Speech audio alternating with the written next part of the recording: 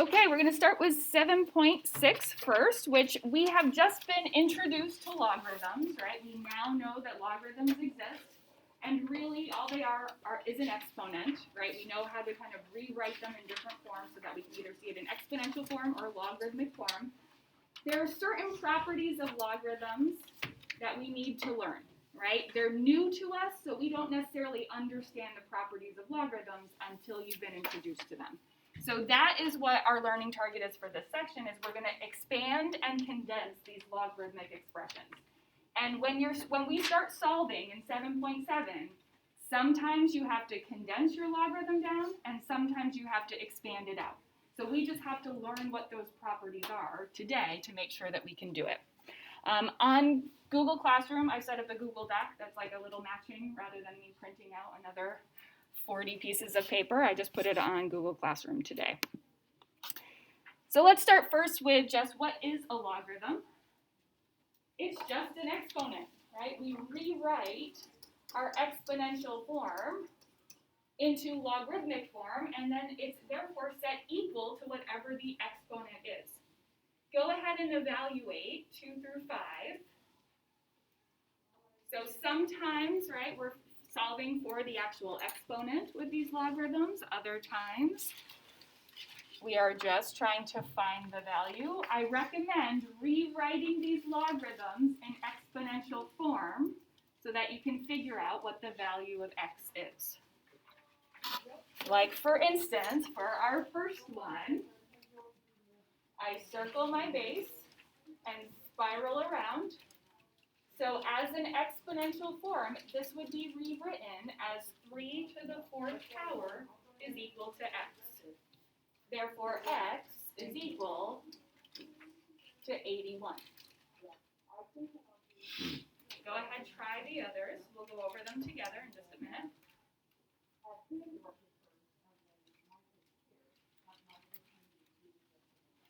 Okay, thank you.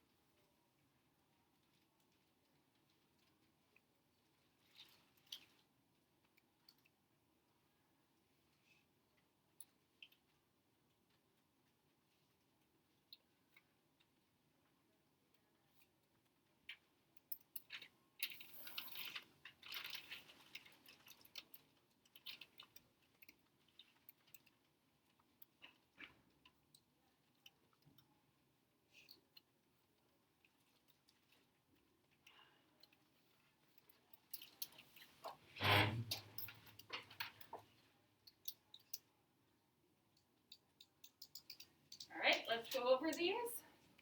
So if I move over here, I have 6 to the x is equal to 216. So what does x have to be?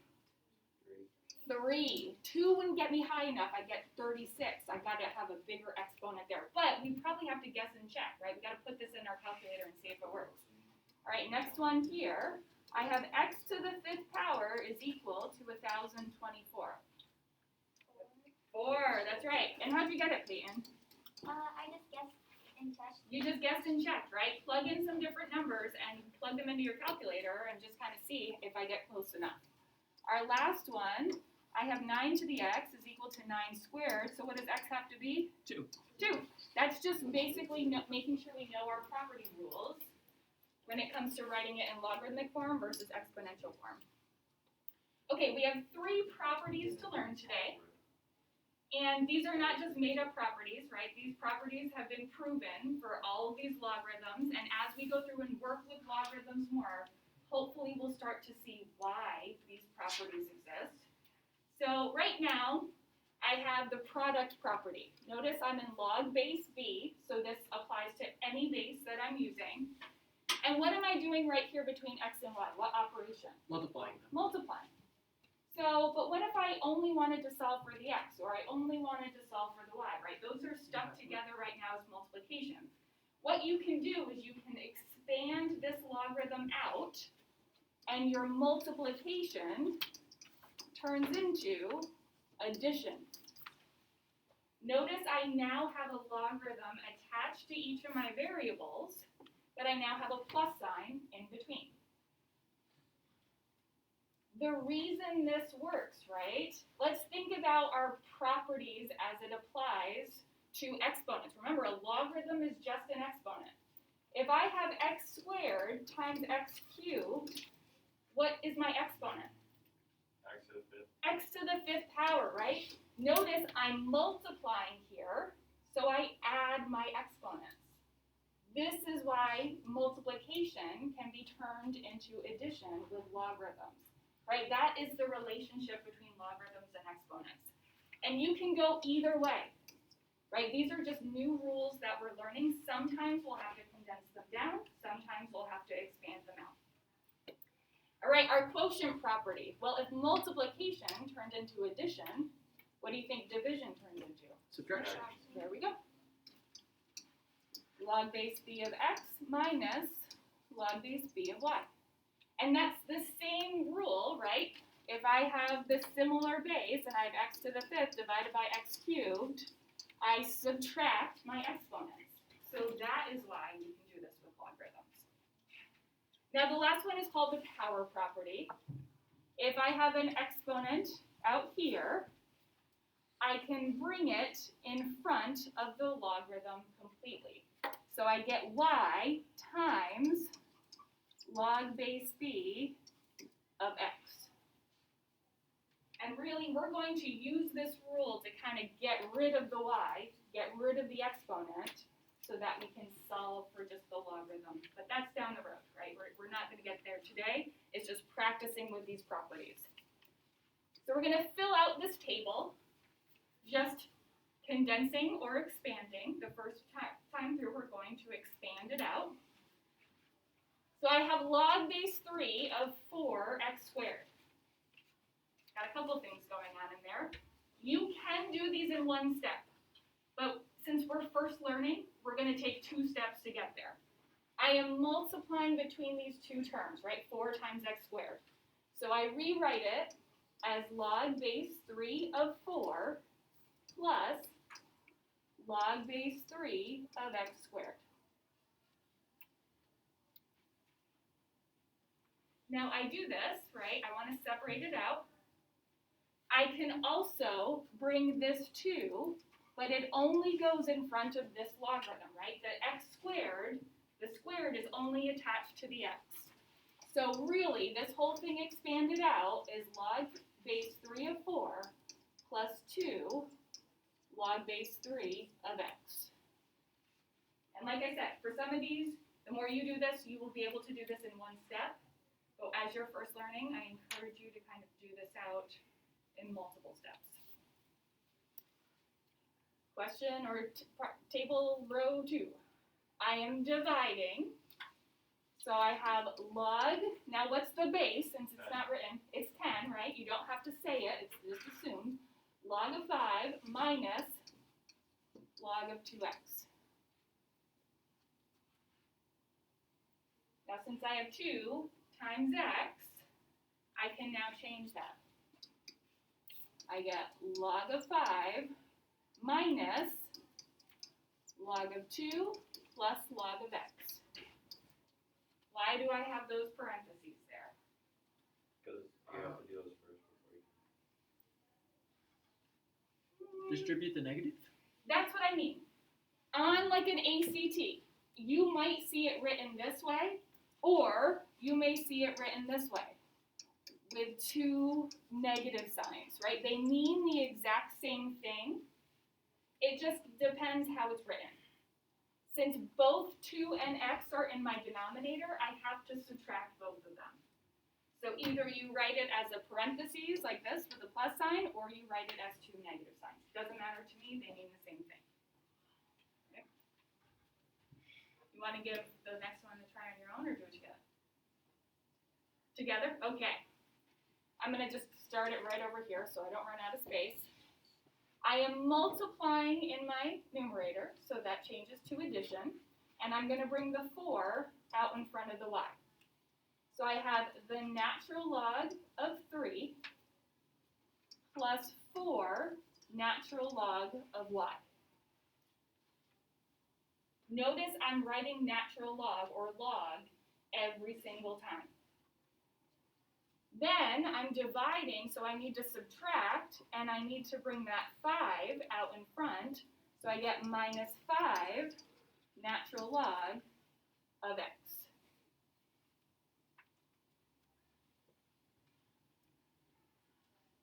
Go too fast, or do we see it? Seeing it, kind of, slowly but surely. All right, let's look at this next one. I am multiplying 3 things.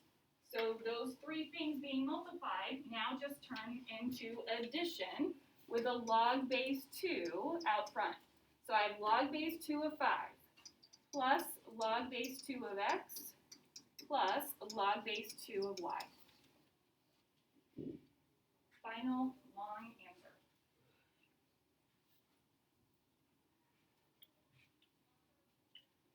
Go ahead, try the last 2 on your own. We'll definitely go over them, but I want you to try to use one of the examples above to try to help you do these.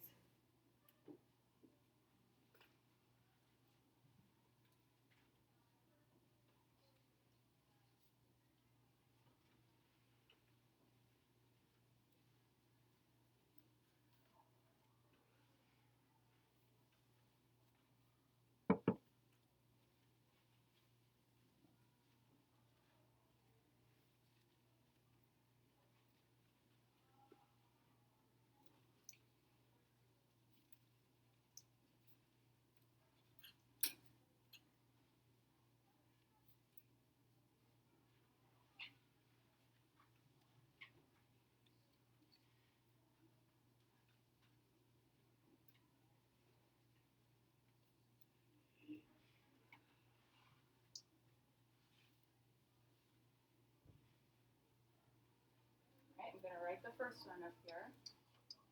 We have log base 3 of 6 plus 4 log base 3 of y minus 8 log base 3 of x.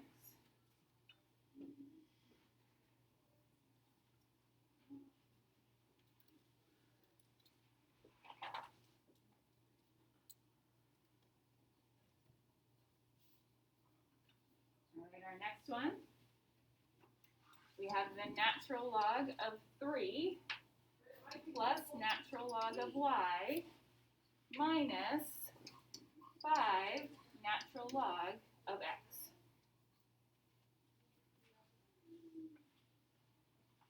Questions on any of those?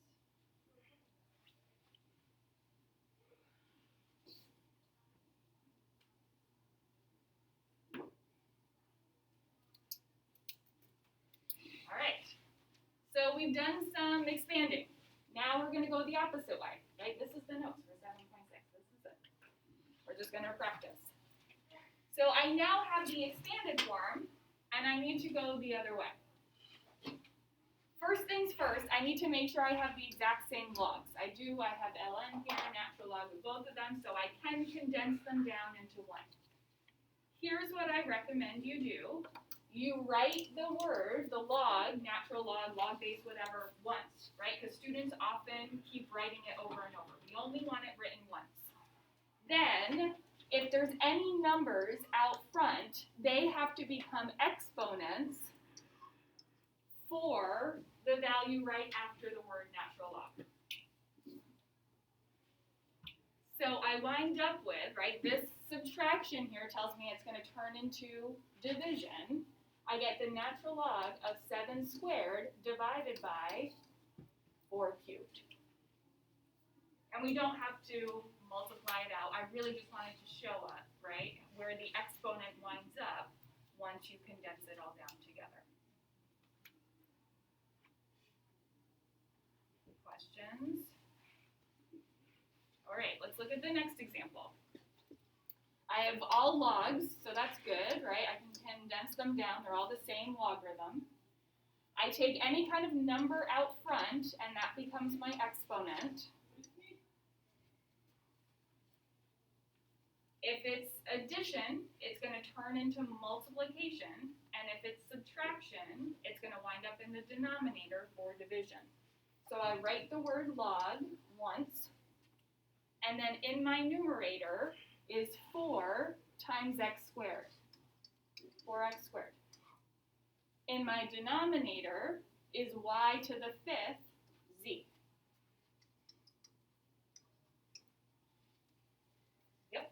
Is that right if we wrote z, y to the 5th? Yep, that's totally fine. Yep. Normally, right, they like to put them in alphabetical order, but I take care of that. Yep. All right, this next one here, we've got 3 logs. I'm gonna see if I have any exponents. Just the one number there. So I write the word log once. In my numerator, I have 5 times 2 cubed divided by 15.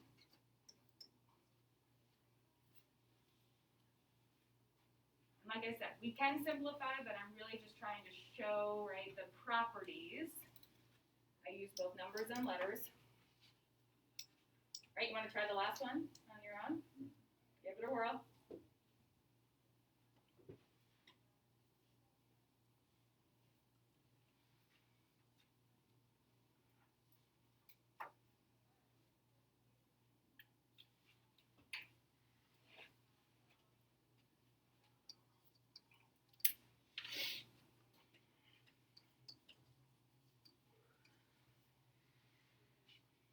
Right, log base 7 just once. In your numerator, you have 4 cubed. In your denominator, you have 6. All right, so everybody take out their computers. We're going to do a little matching assignment on Google Classroom. Feel free to work with a partner. But right, our learning target was to expand and condense out our logarithms, and that's what we have just accomplished.